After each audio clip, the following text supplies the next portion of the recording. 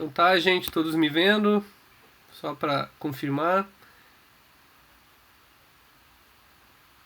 Sim, professor. Ótimo. Então, Sim, senhor, estou vendo sim. boa tarde a todos, sejam bem-vindos a mais uma aula de Zou 2, tá? Hoje a gente vai tratar de um grupo, né, chamado de Panartrópoda, e esse grupo Panartrópoda, ele é formado por três grandes filos, né? Tardígrada, Onicófora e Artrópoda. E na aula de hoje eu vou focar mais em dois grupos, né? Que é a Tardígrada e a Onicófora, e falar um pouquinho sobre a classificação deles, um pouquinho da biologia e essa parte da forma e função de cada um desses organismos. Bom, então, antes da gente dar início, né, nos filos em si, né, eu vou falar um pouquinho, né, dar voltar um pouco na disciplina, né, e perguntar, né, então quem são os Panartrópoda? Tá? Então são um grupo de equidozoários, né, que tem lobopódios com garra, mesoderme segmentada, cordões nervosos ventrais, um cérebro tripartite e a mixocele, que é a hemocele. Tá? Então, seria essa, né, a resposta mais correta para a gente definir esse grupo, isso com base, né, lá na filogenia do Nielsen em 2012. Né? Então a gente tem aqui nessa imagem, né, esses representantes. Então, mais aqui à esquerda a gente tem tardígrada, né? Aqui esse animal mais vermiforme com essas pernas onicófora, né? E eu coloquei os 4 subfilos de artrópoda, né? Então miriápoda, um queliceriforme, um crustácea e um representante do subfilo hexápoda. Tá? Então é um filo, vocês vão ver, bastante diverso, né? Tanto em número de espécies quanto em formas, em habitar nichos no planeta. Ou seja, eu considero um dos grupos mais importantes, né, dos organismos, né, dos metazoários, tá certo?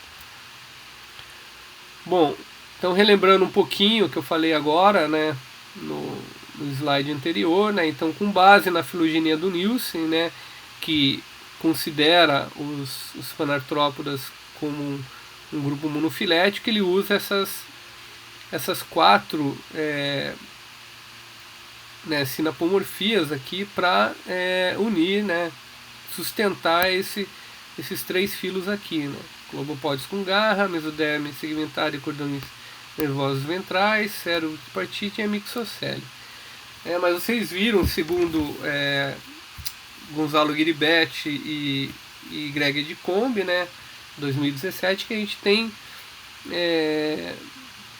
várias hipóteses para a relação de parentesco, né, e se esse grupo é monofilético ou não na literatura. Né. Então, se eu pegar a filogenia do Halanik 2004, né, a gente vai ver aqui Ecdysozoa como um grupo monofilético, né? Então você tem aqui os animais bilaterais, Ecdysozoa como um grupo monofilético e Panartrópoda, né? Nesse clado aqui. Né? E Panartrópoda também como um grupo monofilético. E você tem, né, aqui Onicófora, Tardígrada e Artrópoda com um grupo não bem resolvido quanto a gente viu ali na filogenia do Nielsen. Né? Então isso é uma outra hipótese além daquela do Nielsen. Tem essa aqui que tem no livro do Hickman de 2013, que nesse caso ele considera a Panartrópoda como um grupo monofilético, mas no caso aqui, né, a relação, você tem Onicófora como um grupo irmão de Tardígrada e Artrópoda, né, diferente da hipótese tanto do Halanik quanto a do Nielsen. Né. A diferença entre as duas, né, é que esse daí está bem resolvido, né, você tem Onicófora como grupo irmão desses outros 2 filos. Na do Nielsen você tem Tardígrada como grupo irmão de Onicófora e Artrópoda, e na do Halanik essas relações elas não são entendidas ainda, tá? O mesmo acontece aqui nessa filogenia aqui do Edcombe e colaboradores de 2011, né, que nesse caso também, Panartrópoda não forma um grupo monofilético, né, você tem tardígrada aqui como um grupo que está sem uma relação muito clara dentro de Equidizozoares, e Unicófora como grupo irmão de Artrópoda. Tá? Então essa seria uma hipótese no qual Panartrópoda não formaria um grupo monofilético. E vocês viram, né, naquela filogenia lá de 2017 lá de Gribet e Edcombe, que ainda pode ter uma relação entre tardígrada com nemátoda, né? Ou seja, então existem várias hipóteses dependendo das análises e também dos critérios que são usados para observar essas filogenias. Essa daqui é do livro do Brusca e Brusca, né, que ele considera Panartrópoda como um grupo monofilético e põe Unicófora como grupo irmão de tardígrada e artrópoda. Né, então daí você tem as sinapomorfias, ele usa 8 sinapomorfias aqui para unir esses grupos. E ele, né, coloca o sistema de canal emal, espiráculos e traqueias e papilas orais com glândulas de muco como uma apomorfia aqui de Unicófora. Ele coloca também essas 3 apomorfias como que unem os tardígradas, né, num grupo monofilético. E esse quadro que a gente já viu várias vezes, né, mostrando, né, comparando anelídeos com os panartrópodas, né, quando a gente lembra lá da hipótese articulata, né, que coloca os anelídeos como grupo irmão de panartrópoda, né, tem algum sentido, né, pensando como Cuvier, em alguns caracteres. Quais são esses caracteres, né, que são comuns a esses 3 filos de Panartrópoda? Então você tem a segmentação teloblástica, a expressão do gene Grade, né, que são caracteres que são comuns entre a anélida e os 3 filos de Panartrópoda. E daí você tem outros que já não são compartilhados, como a muda medida pelo equidizozona, né, a questão do celoma bem desenvolvido, né, os túbulos de Malpighi, enfim, isso é só para mostrar para vocês um pouco, relembrar um pouco algo que a gente já falou anteriormente na primeira unidade, tá? Mas é sempre bom retomar um pouco esse assunto. Bom, em relação à tardígrada, dando início a essa parte, né, num dos vídeos lá, inclusive tem uma teoria lá de um pesquisador dizendo que é muito provável, né, por causa dessa resistência, que talvez os tardígradas tenham vindo de outro planeta, né, e daí tem um outro professor que fala que não, existem registros fósseis desses grupos e que toda a vida dele foi completa aqui na Terra. Enfim, são as hipóteses sobre esse grupo. Mas os tardígradas, eles têm origem bem antiga, lá no Cambriano inferior, né? Então a gente tem registro fóssil desse grupo há pelo menos 543 milhões de anos atrás, né? Ou seja, então é um grupo bem antigo, né, que habita nosso planeta. Existem fósseis desses animais, né, mas os fósseis, eles, em geral, eles são raros.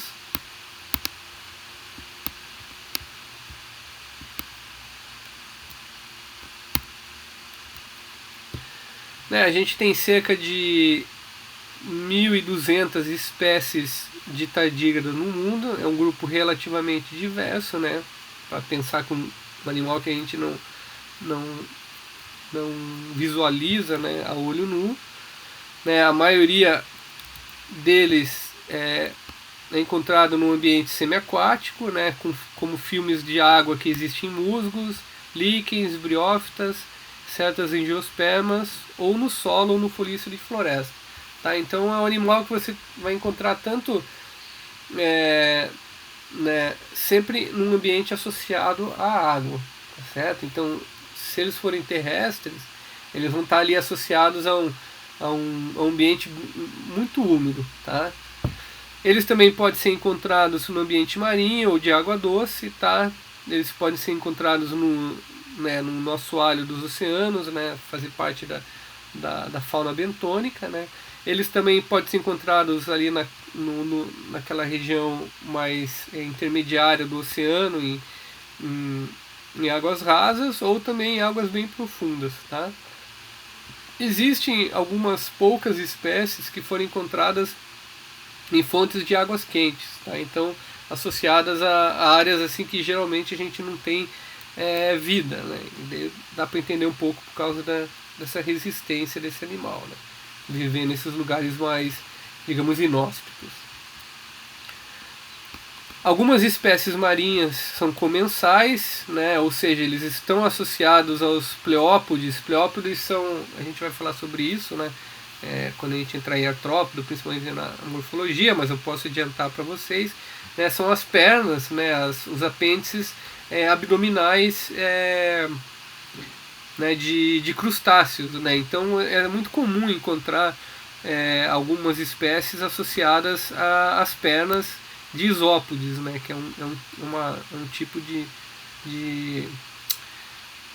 crustáceo, né, conhecido como são como é que se diz? Os tatuzinhos de jardim, né, mas nesses casos são os aquáticos. E também podem estar associados a brânquias de mexilhões, né, ou seja, de bivalves, moluscos bivalves. Tá?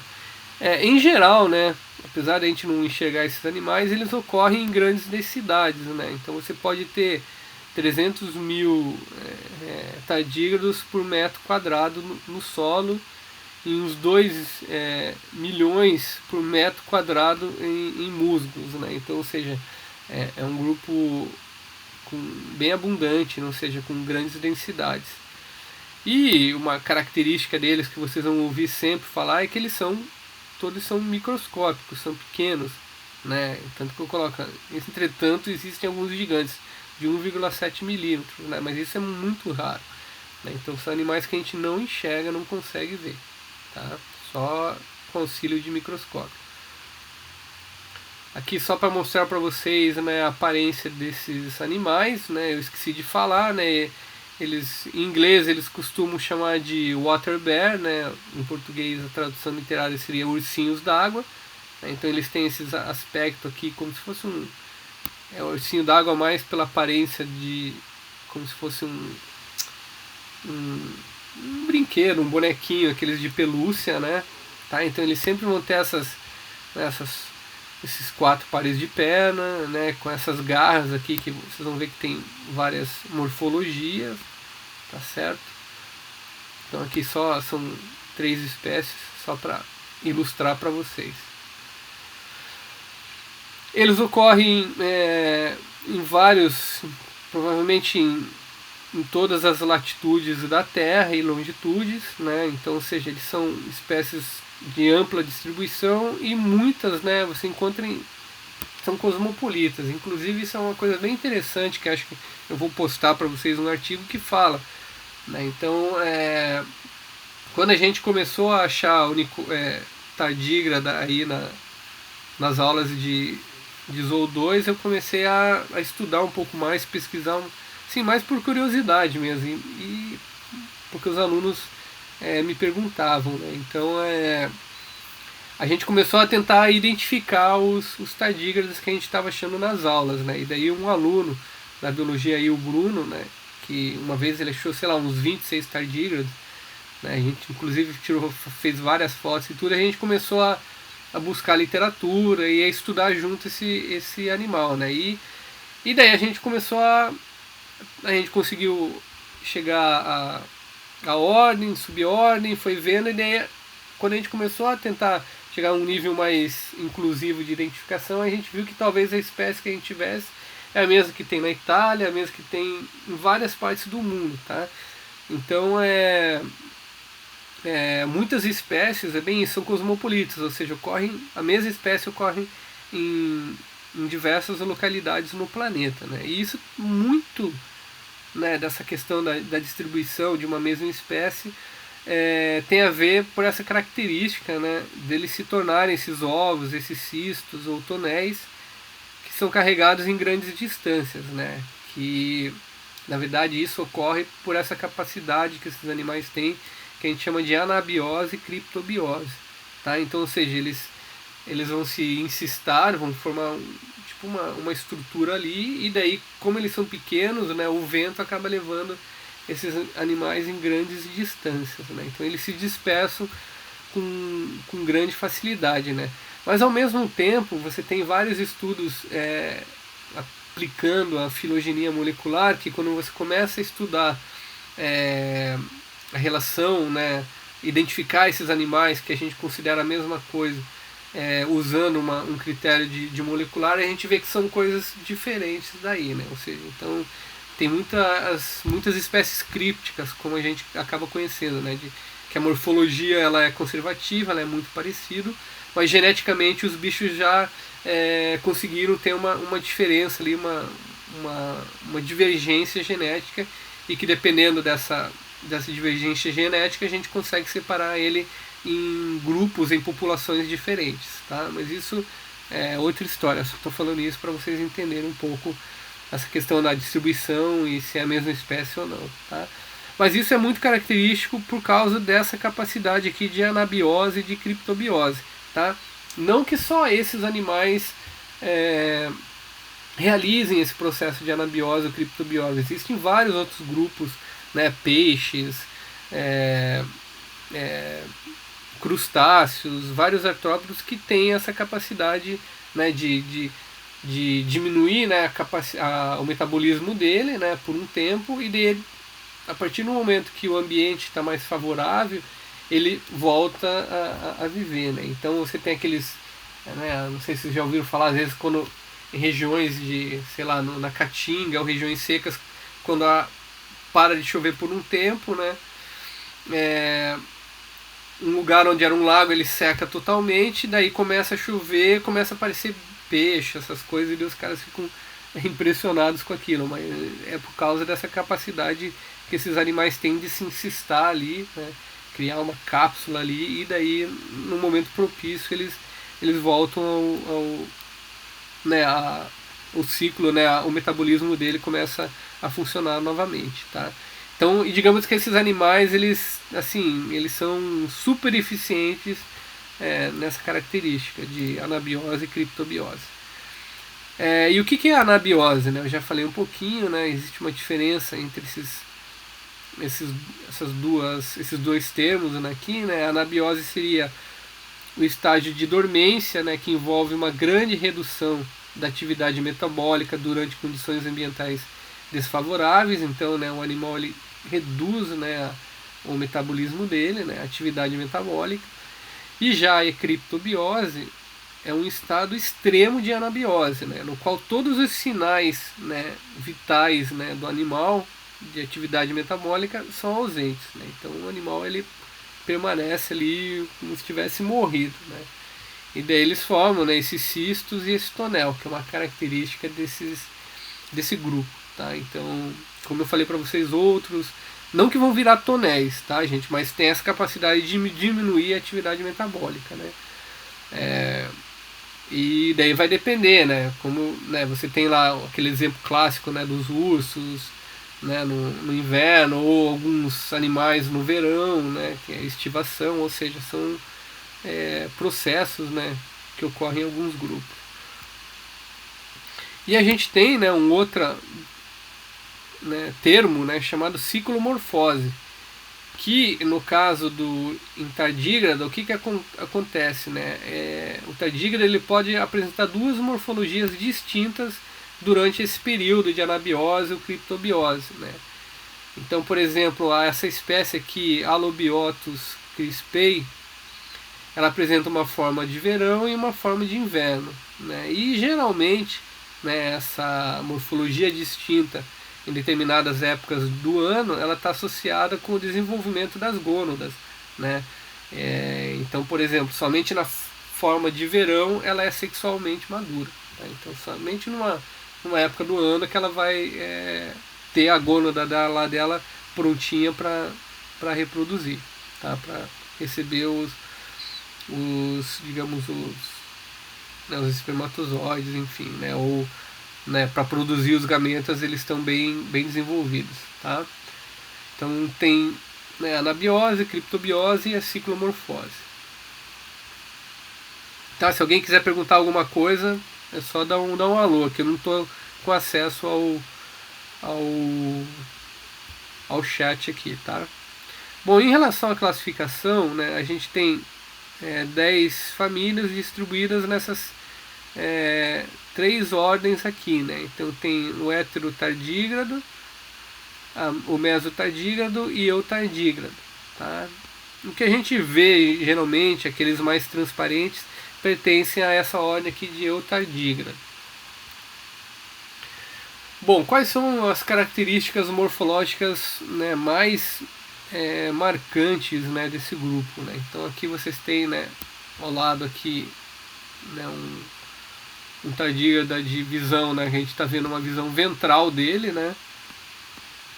Então eles sempre vão ter essas 4 pares, né, que a gente pode chamar de pernas, né, ou lobopódios, né? As 2 formas elas estão corretas.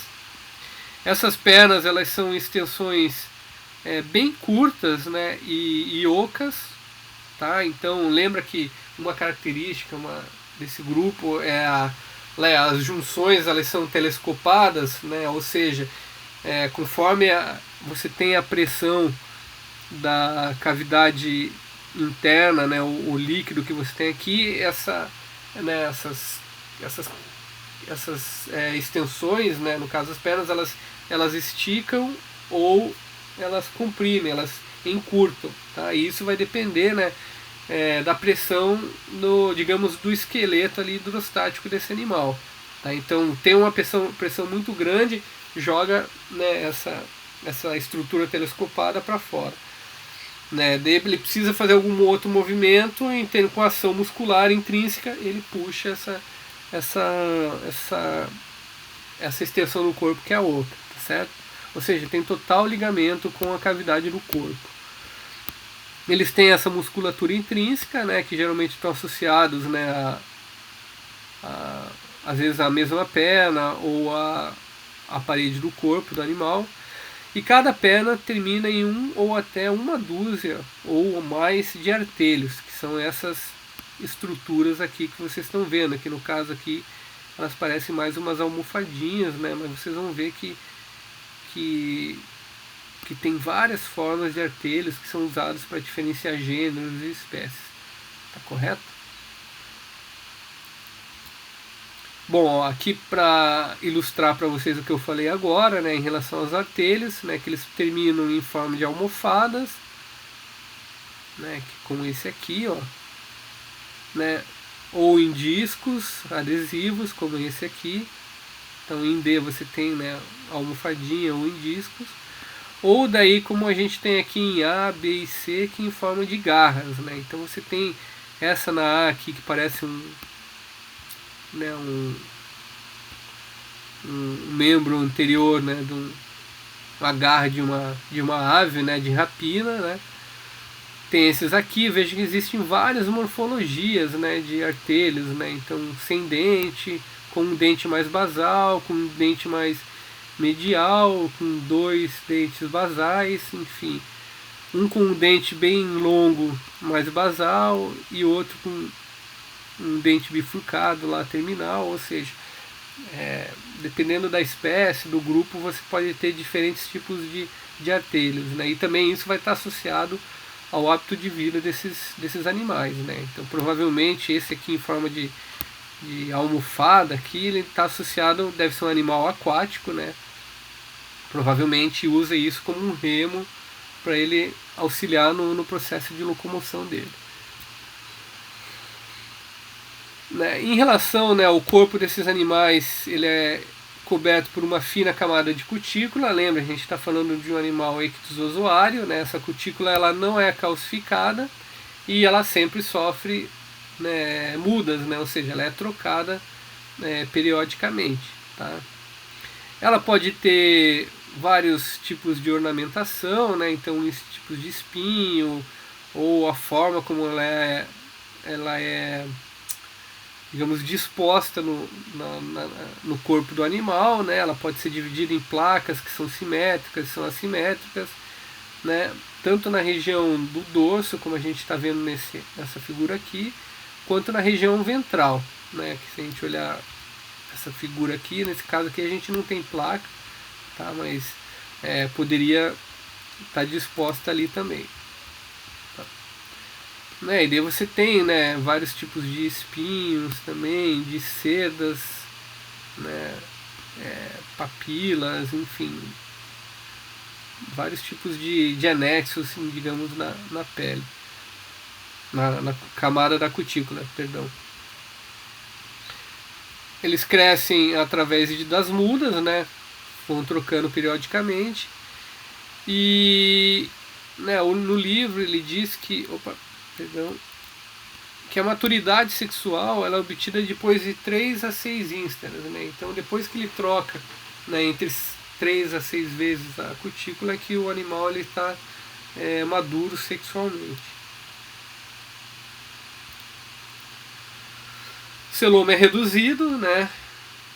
É uma característica dos animais, dos panartrópodas, né? Então é hemocele ou a mixocele, né? E nos adultos ela está completamente confinada às cavidades das gônadas, e a cavidade principal do corpo é a hemocele. Músculos ocorrem em feixes separados que se estendem entre os pontos de fixação subcuticulares. Deixa eu ver se eu tenho essa figura aqui, ela demonstra mais, né? Então, essa questão dos músculos. Então vejam aqui, né, que você tem a musculatura em feixe. Então você tem aqui essa musculatura, digamos, diagonal, né, que ela é conectada a um lobópode, a uma perna, né, no caso aqui a segunda perna, e a parede do corpo, né. Daí tem mais um outro feixe de músculo aqui também. Tem um feixe de músculo aqui longitudinal, que corre toda a extensão do corpo, na região dorsal, né? Ou seja, então são esses feixes de músculos, né, que tem esses pontos de fixação, que pode ser na parede dorsal do corpo e nas pernas, ou na parede ventral com a parede dorsal, ou da região anterior do corpo para a região posterior, no caso dos feixes longitudinais. Uma característica bem interessante, né, desse grupo está relacionado à locomoção deles, né, que eles têm esse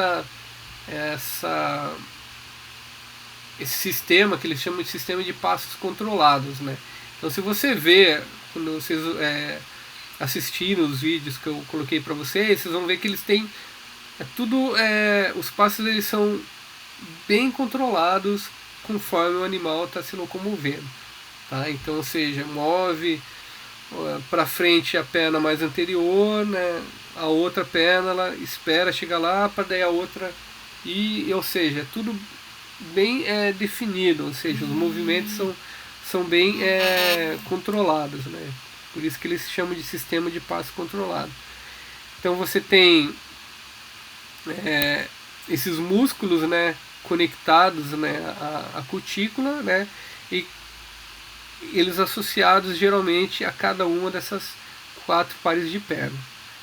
Eles usam também, dependendo, né, da morfologia e do hábitat desses animais, eles usam as garras ou as almofadas ou os discos como pontos de apoio, né, tanto para se agarrar, né, como também para ajudar na locomoção, como eu falei para vocês, aqueles de almofadas, né, então eles usam para nadar, né, na água, né, ali, né, como se fosse um remo, né. Os discos para se fixar em algum local para não escorregar, ou seja, então eles usam bastante esse tipo de morfologia conforme for o habitat deles para auxiliar na locomoção, né. E como eu disse para vocês, né, essas espécies marinhas elas se locomovem por meio da natação, né, com auxílio também das garras.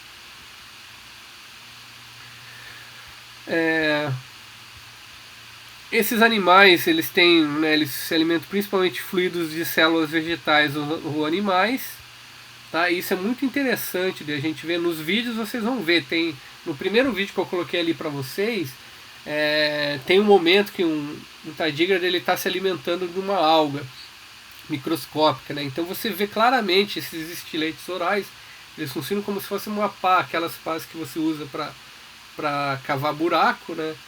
Para tirar a terra, né? Então quando você fixa ali essa pá e puxa, né? Você traz a terra para fora. Esses animais usam os estiletes orais da mesma maneira como a gente usa essa pá para fazer esse buraco, né? Então ele gruda lá na célula, né, vegetal, né, de uma alga e puxa para dentro, né? E eles têm, né, uma faringe bombeadora, né? E essa faringe bombeadora faz com que esse alimento vá né, pro intestino, ou seja, faça todo aquele caminho, né, do sistema digestório, tá? Mas eles se alimentam principalmente, né, de fluidos vegetais ou de animais, tá? Deixa eu ver aqui se eu consigo mostrar para vocês. Aqui a gente tem, ó, o estilete oral, essa figura aqui, né? Vejam que, né, você tem a boca sempre anterior, né? Vocês vão ver que elas podem ter duas localizações conforme for o tipo de alimento que esse animal consome, né? A gente tem aqui o tubo bucal, a faringe bombeadora, né? Veja que ela é revestida por uma musculatura que faz ela bombear o alimento para dentro, o esôfago, essa região maior, né, do sistema digestório, que é o intestino, a região mais terminal, né, o reto e o ânus terminal, tá certo? Você tem glândulas salivares também associadas ali, como eu já disse anteriormente, né? Geralmente a região mais anterior do sistema digestório ele tem mais regionalização, ou seja, tem mais estruturas associadas a ele. Deixa eu voltar aqui. As espécies de solo alimentam-se de bactérias, algas e matéria vegetal em decomposição, né? Ou são predadores, tá certo? Então, eles têm vários tipos de alimento, né? Dependendo do hábitat. E tem a relação, né? Tipo de alimento com a posição da boca. Então, em geral, né? Tardígrados carnívoros, né, e onívoros, eles possuem essa boca terminal, e herbívoros e detritívoros uma boca mais ventral, tá? Então isso é uma convenção que tem, né, de posição de boca em relação ao tipo de alimento que eles consomem. Aí eu já mostrei para vocês então essa imagem, né, mostrando o sistema digestório. Em relação à excreção, né, algumas espécies a defecação acompanha a muda, ou seja, ele defeca quando ele está trocando de cutícula. E daí as fezes são abandonadas junto com a cutícula velha. Em espécies de água doce, existem 3 estruturas complementares chamadas de túbulos de Malpighi. Eu vou colocar acho que na imagem anterior, que está maior, né? Então você tem essa estrutura aqui, né? Tem essa impar e essa aqui, que são os túbulos de Malpighi, que são responsáveis por esse processo de excreção, né? Junto com essa parte da muda que libera também algumas excretas. Tá? Vocês vão ver que túbulos de Malpighi também são presentes em artrópodos, né? Eu não sei se são estruturas homólogas, mas enfim, também são presentes em artrópodos. Em relação à circulação e trocas gasosas, esses animais não têm um sistema circulatório, tá certo? Nem de estruturas gasosas e nem metanefrídeos, tá? Ou seja, então essa parte aqui de circulação e trocas gasosas é tudo feito, né, por essas ficam ali na hemocele, né? E daí, por diferença iônica, eles são liberados através da pele, né? Por meio externo. Em relação ao sistema nervoso e órgãos dos sentidos, né, esses animais eles têm, né, então, que é uma característica, lembra que era compartilhada lá com os anelídeos, né, que eles têm esse cérebro aqui bilobado, né, e daí eles têm esse cordão circo-entérico aqui e mais uma outra estrutura que conecta a um cordão nervoso ventral, né? E esse cordão nervoso ventral ele possui gânglios, né, que representam, né, a segmentação do corpo desses animais. Então não só externamente, né, como vocês estão vendo aqui, mas também internamente a gente consegue observar a segmentação pelo sistema nervoso dos tardígrados, né? Então, ou seja, eles têm esse gânglio cerebral bilobado grande, dorsal, conectado a um gânglio subesofágico por meio de um par de comissuras que circundam a boca, né? E esses cordão nervoso ventral aqui duplo com os gânglios segmentares. Tá? Então, esse é o sistema nervoso de um tardígrado. Professor, Oi. o cordão nervoso é essa parte preta? Isso, exatamente. Tá, toda essa parte aqui preta é o sistema nervoso, na verdade, tá? Daí ali em BR é o cérebro bilobado, tá? E daí aqui na frente é esse cordão circo-esofágico. E daí aqui embaixo, ventralmente, onde tem essas bolinhas, você tem o cordão nervoso ventral com os gânglios segmentares. Tá certo? Obrigado, professor. De nada. Tá, então aqui ele fala do cordão do gânglio subesofágico, um par de cordões nervosos ventrais estende-se para a região posterior do corpo. Tá certo? Então aqui, né, essa imagem seria até bom mostrar mais tarde, mas só adiantando, né, que o sistema nervoso, né, dos tardígrados, eles são muito parecidos com o sistema nervoso dos artrópodos, por exemplo. Né, e daí você vê uma diferença aqui em relação a unicófora, né, que daí eu vou falar mais tarde, quando eu falar de unicófora, que ele tem esse sistema de nervoso, né, em forma de escada, que eles falam. Né, mas você tem aqui os dois cordões nervosos, né, que são mais laterais, e essas linhas aqui que representam, né, a escada, né, que seria essa parte mais segmentada. Mas enfim, só para ilustrar um pouquinho, para vocês verem que, né, em relação ao sistema nervoso, né, os tardígrados eles estão morfologicamente mais próximos do sistema nervoso dos artrópodes. Em relação a órgãos dos sentidos, né, vocês observaram naquelas imagens, né, e podem ver aqui que eles têm uma série de espinhos, né, essas espinho lateral com filamento, eles têm os cirros internos, cirro externo, ou seja, tudo isso, gente, são estruturas sensoriais, tá? Que eles, de uma forma ou outra, eles captam, né, os estímulos externos e transmitem isso para o sistema nervoso, né, para o animal dar algum tipo de resposta, né. E daí esses estímulos eles podem ser quimiorreceptores, né, ou mecanoreceptores, então às vezes uma concentração de alguma substância na água ou no solo pode ser captado por alguma dessas estruturas, ou às vezes algum movimento, alguma coisa, também pode ser captado por essas estruturas que estão, né, ali no revestimento da cutícula.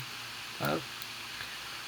Eles podem ter um par de manchas oculares, né, na região mais anterior do corpo. Eu acho que aqui, não sei se dá para ver, né, a gente vê aqui um ocelo. Né, a gente não sabe qual é a eficiência exata, se esse ocelo é mais eficiente, digamos, com esses cirros ou não, mas enfim, eles têm essas manchas oculares na região anterior ali do corpo.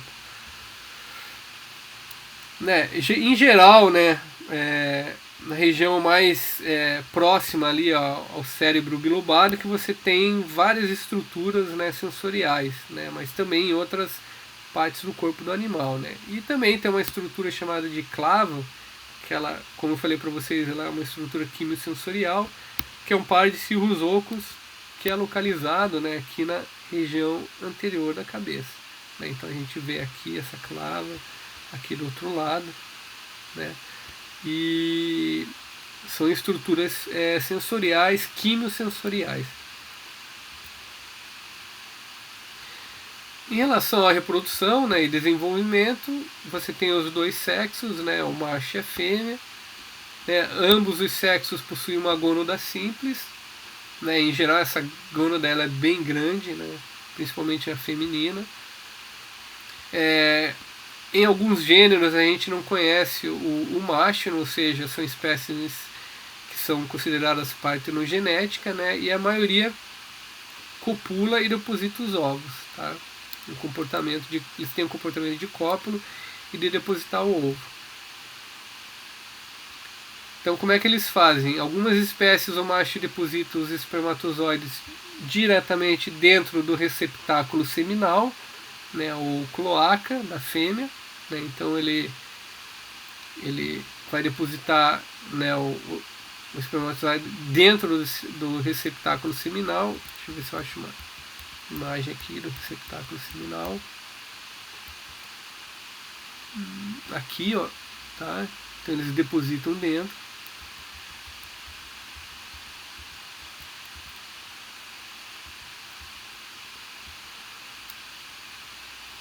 Ou eles depositam dentro da cavidade do corpo através da penetração da cutícula. Tá? Então eles penetram a cutícula do animal e daí colocam lá, né, o gameta, e tem a fertilização, ocorre no ovário. Tá? Que estrutura que eles utilizam para fazer isso eu não sei dizer para vocês. Tá? Desconheço, pelo menos. Outros tardígrados ou tardígrados ocorre a fertilização interna, macho deposita os espermatozoides sob a cutícula da fêmea antes da muda, e a fertilização ocorre quando ela coloca os ovos, posteriormente dentro da exúvia. Tá? Então, durante o processo ali de muda que ocorre essa fertilização indireta. Eu falei interna, né? Indireta, perdão. As fêmeas colocam de 1 a 30 ovos de uma vez. Tá? Então são vários ovos, na verdade. E eles têm esse aspecto aqui, tá, gente? Inclusive nas aulas práticas a gente conseguia ver algumas estruturas que parecem umas mandalas, né? Então, dependendo da espécie, você tem ovos diferentes, mas a gente sempre observava alguma coisa desse tipo aqui. Né? Em espécies aquáticas, os ovos fertilizados ou são abandonados dentro da exúvia, ou eles são aderidos em algum objeto submerso. Tá? Então, ou fica junto com a muda, ou ele fica fixo em algum objeto no oceano, né? no ambiente aquático, perdão. Daí, como eu disse para vocês, né, você tem a partenogênese, né, que você só conhece as fêmeas, não conhece o macho. E o hermafroditismo, né, que você tem né, os dois sexos no mesmo indivíduo. Tá certo? Então, gente, eu vou